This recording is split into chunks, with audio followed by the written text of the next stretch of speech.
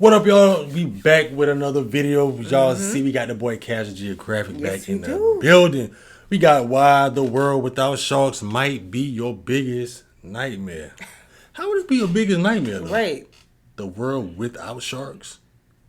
It's only one way we're going to find out. And we're going to have to watch the video. We got to tap into the video, man. Subscribe to the channel if y'all new. Make sure y'all cut that post notification bell. Oh, let's get into it. Remember when I said I'd show a cactus my uvula before I go out into the ocean? Yeah, it was a tough cactus.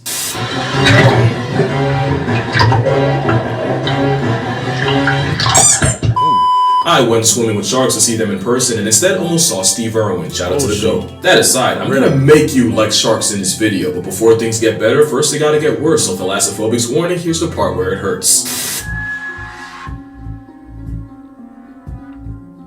What is that? That's an octopus squirt thing? Honest question, has there ever been a horror movie about jellyfish? It's not like Poseidon didn't flush a metric ton of source material. You're looking at, unironically, one of the worst sights in nature.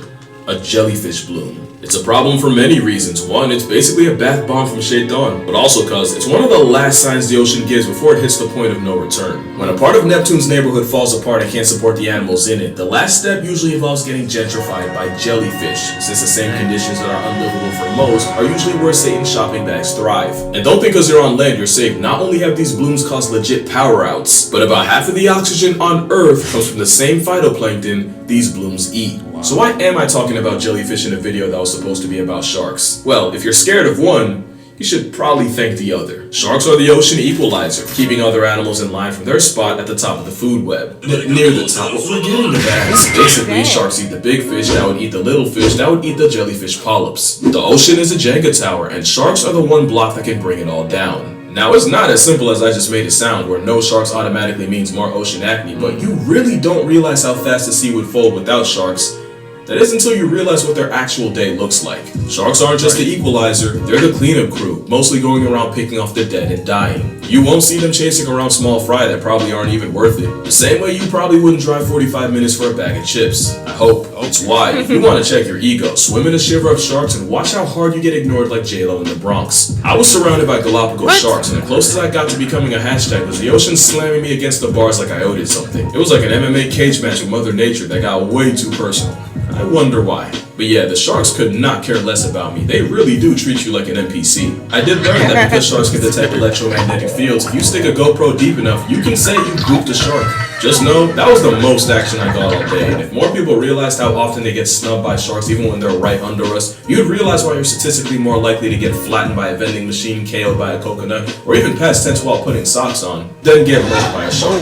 It usually takes bad RNG or a surfer adopting a silhouette of a seal. But why are sharks so... It usually takes bad RNG or a surfer adopting a silhouette of a seal. But why are sharks so scary, actually? It sounds easy, it's a prehistoric predatory steroid guppy with permateeth, but honestly, I think it's deeper than that. Sharks, snakes, and spiders. These are the arguably three most feared animals on Earth. It's likely because we're hardwired to be afraid of them. Snakes are legless, cold-blooded reptiles that even monkeys will throw stones at. On the other end, spiders have too many eyes, too many legs, and show up too many times in people's business to ever get good graces. Meanwhile, sharks might just represent the fear of the unknown. The ocean is an endless, uncaring void that could wipe you out in seconds with nothing you can do about it. And projection's a hell of a drug, since that unsettling fear often gets put on the apex predators of that void. But that's a problem right there. You hear sharks and instantly think of another Jaws movie. So maybe you should see the sharks that don't make the big screen. This is a zebra shark. It's a synonym role of a fish that is somehow less of a threat than the trauma donkey it's named after. The zebra shark is the beginning of sharks getting the sea dog allegations, and arguably the most dangerous thing about them is their front face. If nature wanted me to take the thresher shark seriously, they shouldn't have given them such an unserious pair of eyes. It does not matter what the situation is, threshers will always look like they really need an adult. Now they do kill prey by delivering soul-evicting slaps with that tail, but look at him. He's just a baby. I'm sure there's a lot of cool stuff about the salmon shark, but honestly, all I can think of is that they're the baby Looney Tunes G-rated version of great whites. The epaulet is a shark with no regard for the laws of nature, using special fins to literally walk on land. And when sharks wake up with student loans, taxes, and only 2 weeks vacation, it's all gonna get traced back to him. This is a spinner shark, and even though it's hunting, I can't not laugh at how unserious this is. The nervous shark is literally... I never knew they had all these sharks. Me either. Like the hammerhead and all the common ones, but Like Did y'all know that? The tiger shark, I didn't know about that. The zebra. Zebra, That was zebra one, yeah. Was it zebra? I think it was the zebra shark. Well, Am I tripping? I think it was the zebra shark. Okay. Well, all these sharks you named, I didn't know about. All we learned. And then The shark, and even though it's hunting, I can't not laugh at how unserious this is. The nervous shark is literally named after how that shark jumping out the water remind me of? You ever played the old Mario and you had the little fish jumping out just twisting? Yeah, that's what remind me.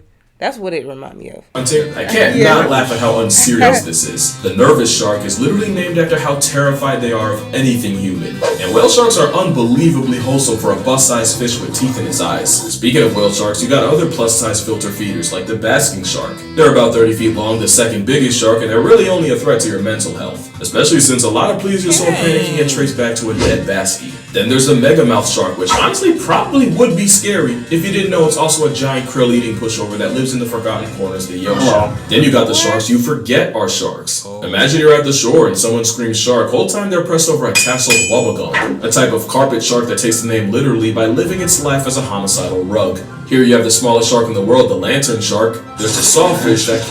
oh, really? Okay, well, apparently it's not actually a shark, it's already related to a shark. But don't worry, because this is an actual saw shark, because you know the riddle at this point is conducive to the same traits as convergent evolution. And you can't forget nurse sharks being so unproblematic and curious around people, scientists called it the Labrador of the sea. And I'm glad they did, because now we get to go down the rabbit hole of sharks being dogs and cats at the same time. The port beagle is a shark named after a porpoise and a beagle.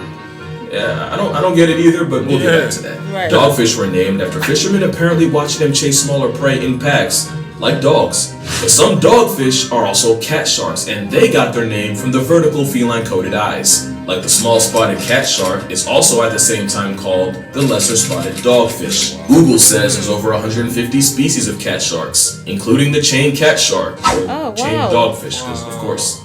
Their biggest flex is they can glow green through biofluorescence. And they're not the only ones. It turns out over 50 species of sharks like kitefin and swell sharks can light up. That's about 10% of all sharks, and some actually use a light to hide.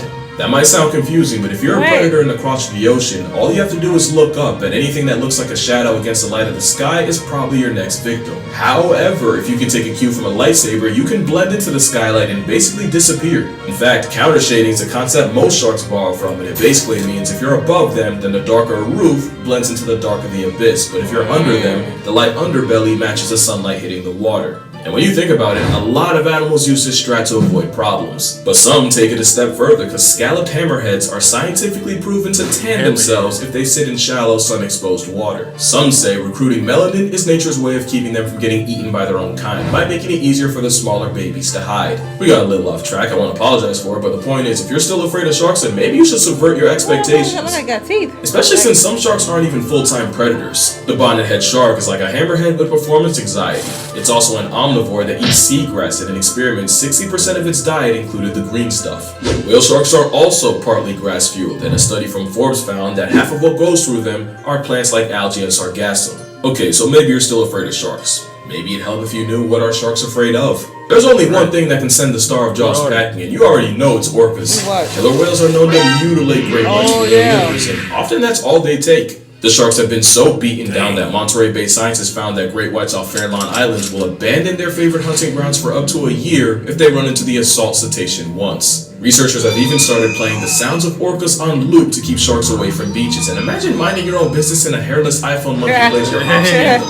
And I wouldn't call it fear, but both dolphins and sea lions have been known to bully great whites by abusing the always superior power of friendship. Okay, now I just feel bad for them. Bull sharks are honestly the closest thing to the stereotype, and they have about the highest testosterone levels of any animal. Yeah, even more than a down bad elephant. And even the bull shark has fears, and its biggest are crocs. They often frequent the same waters, and the rageaholic of sharks gets a severe attitude adjustment just by smelling them. They've also gotten sent packing by hippos.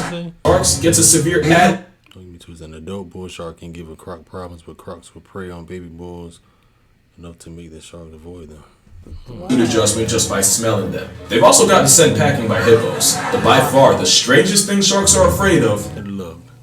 Yeah, I'm not even kidding. What? There is a very real rabbit hole of the most notorious underwater predators getting pressed by some bubbles, with hammerheads and tiger sharks reportedly really uncomfortable with the bubbles from scuba tanks, and scientists even working on making bubble curtains to use as a type of bug spray, but for sharks. Which was funny until I realized dolphins probably just have them that messed up. If you want the definition of irony, it's spending 400 million plus years predator maxing just to get stressed by a SpongeBob scene transition. So play some Orca opera, you'll keep sharks away, but the wrong playlist and you might just bring sharks to you. Sharks are attracted to heavy death metal music, because apparently the vibrations and beats sound just like struggling or injured fish. Remember, sharks are like the morgue of the sea, and dive operators like Matt Waller will use music as a Batman symbol to attract sharks. Their favorites? According to him, AC/DC, You Shook Me All Night Long, and Back in Black are the best at getting their attention. So are certain colors, because for a while it was widely believed that the single worst color to wear if you're afraid of sharks is yellow. And in fact, it was nicknamed Yum Yum Yellow for how wearing it could turn you into a literal snack. The truth is, sharks are likely colorblind, with only one color cone in their eye to R3, meaning they see the world in black, white, and shades of gray.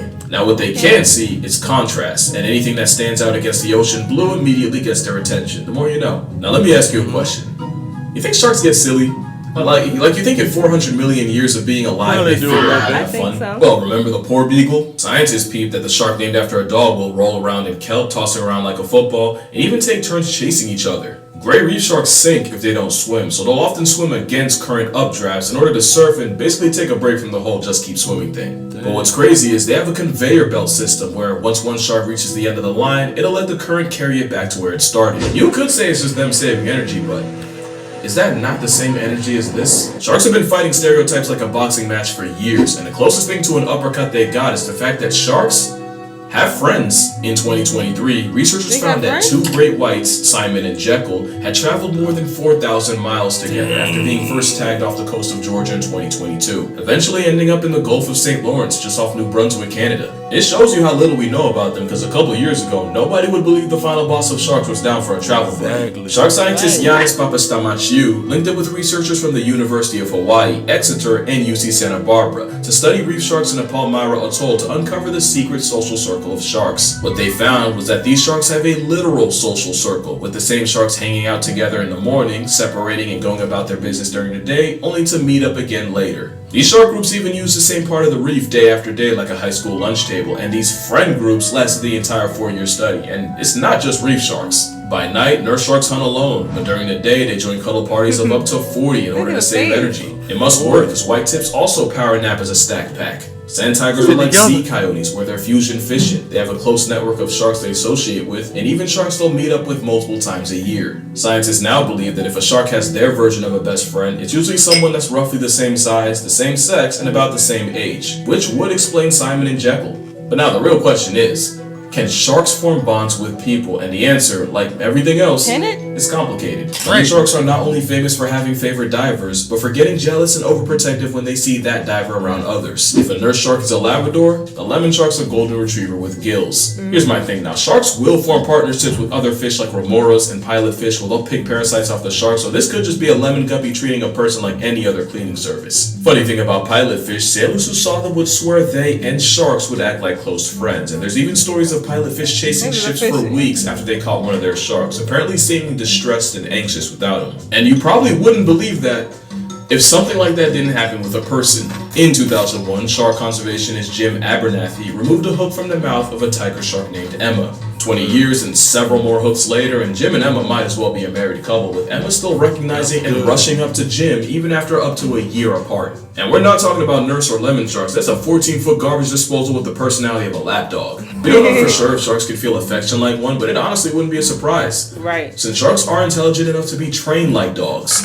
Eugenie Clark was an ichthyologist nicknamed Shark Lady, who taught lemon sharks how to push a target and ring a bell for food, and they even learned how to tell apart different shapes and colors. Some aquariums in the UK train sharks to roll over and respond to signals and commands the same way Pavlov conditioned dogs. And gray bamboo sharks also figured out how to tell apart different shapes, even when researchers tried tripping them up with optical illusions. And even after 50 weeks, they still remembered their training. But really shouldn't be a surprise. Sharks were around back when Saturn was bumping Beyonce and praying on a ring. Sharks are no dummies. You gotta respect that they might be the biggest flex nature ever made. Sharks can literally track your heartbeat through electroreception. They have a built-in GPS. They have replaceable fluoride-coated teeth that can't get cavities. Some, like the Greenland shark, can live for a legit hundreds of years. You can find sharks at the very bottom of the ocean, under an active volcano, and even swimming in River Thames. And I honestly don't know what to be more impressed by. Really, the only weakness sharks have is they can be put in a trance-like paralysis just by getting rotated.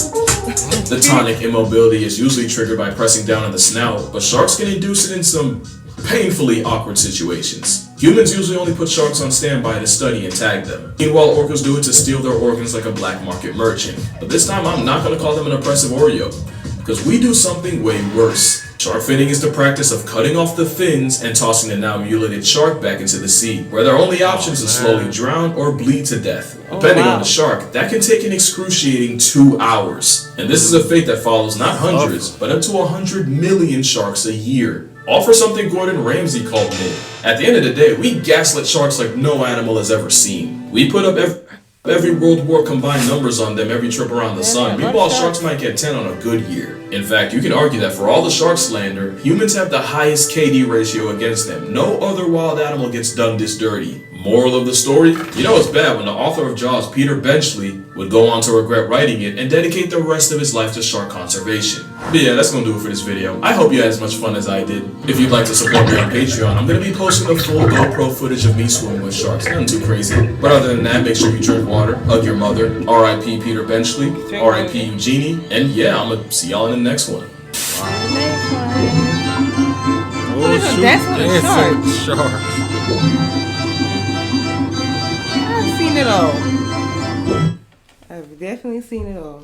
People dancing with a shark. You're going to always learn something you watch CasualGeographic. You definitely going to always, I'm going to say always going to learn something, because he always like mentioning different animals like we never even heard of or seen or got taught in school. I never know what that means. Got taught in like basic, basic animals or whatever like that, but like not like the tiger shark. Go deep into it. Right. Zebra, the whale one, the hammerhead, and everything else. Yeah. Wow, and they're real smart too. Mm-hmm. Those two travel about 4,000 miles together. Like, well, see, people look at animals as thinking they're dumb. Animals are not dumb at all. By far, we just can't understand them what they're doing. They probably look at us like crazy humans, dumb humans. Like, what if they don't even think? Yeah, it's crazy. Shout out to CasualGeographic. Why the world without sharks might be your biggest nightmare. We really enjoy that. We hope y'all enjoyed it too. If you did, make sure you throw a thumbs up on the video. Leave us some comments down below. What other videos y'all want to see? Hit that subscribe button, y'all. Click the bell to all, so you know we're dropping these videos. Other than that, y'all be safe. Check out our other videos. We catch you on the next one. Catch y'all next one.